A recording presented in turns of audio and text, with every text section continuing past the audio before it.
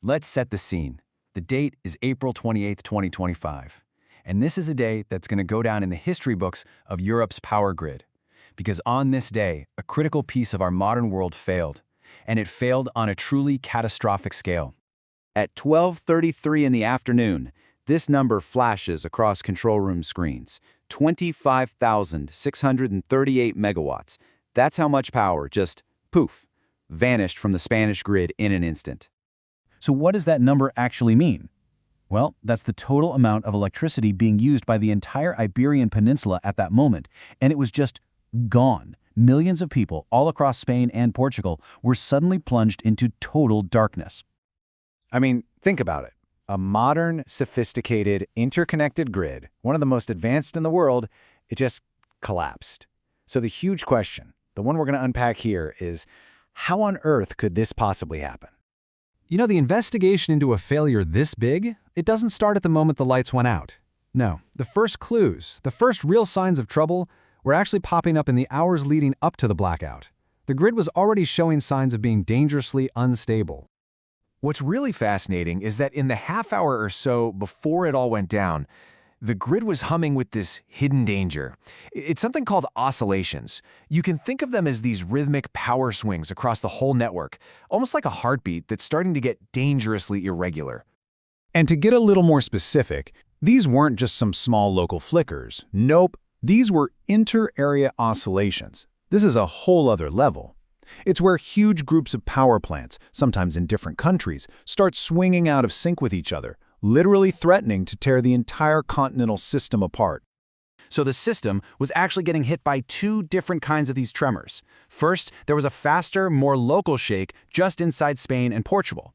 But then, a much slower and frankly much more dangerous continental wobble connected to the rest of the European grid started to take over.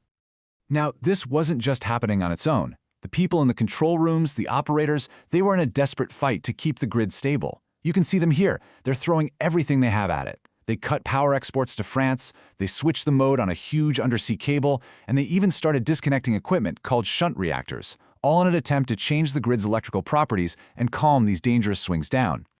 But here's the critical, absolute gut punch of a twist. This quote from the official report, it reveals this unintended and just devastating consequence. See, in trying to solve the oscillation problem, they accidentally created a brand new one. By disconnecting that equipment, the voltage, the electrical pressure in the lines, had nowhere to go. It started to build and build. Their actions were causing the voltage across the entire peninsula to climb to seriously dangerous levels. So what was actually running the grid that day? Well, as you can see from this chart, there was a massive amount of solar and wind power online. And that, of course, became a key question for the investigators. What role did this very modern, very renewable heavy energy mix play in the grid's instability? All right, now we zoom in. All those things we just talked about, the oscillations, the crazy high voltage, they set the stage perfectly for the final frantic minute before the total collapse. This is the cascade. Okay, let's walk through these last 85 seconds. It's a domino effect. At 12:32, the system is stressed, but it's holding on. Then, bang, the first domino falls. A big generator trips in southern Spain. That causes the voltage to spike even higher, which trips more equipment. Then the frequency, the very heartbeat of the grid, starts to plummet. The defense plans kick in, but it's just too late. The lines to France trip. They lose synchronism, meaning they were no longer marching in step with Europe. And by 12:33 and 25 seconds, it's over. The Iberian Peninsula is an electrical island completely on its own and collapsing. I just want to pause on this number for a second. 451.4 kilovolts. That was the peak voltage that hit the south of Spain just seconds before it all went dark. That is just a measure of the incredible system-breaking stress the equipment was under. It's a miracle it held on as long as it did. So as more and more generators tripped and went offline, that delicate, perfect balance between electricity supply and demand was just shattered. And that caused the system's frequency, its steady 50 Hz heartbeat, to absolutely nosedive. The system was, for all intents and purposes, dying.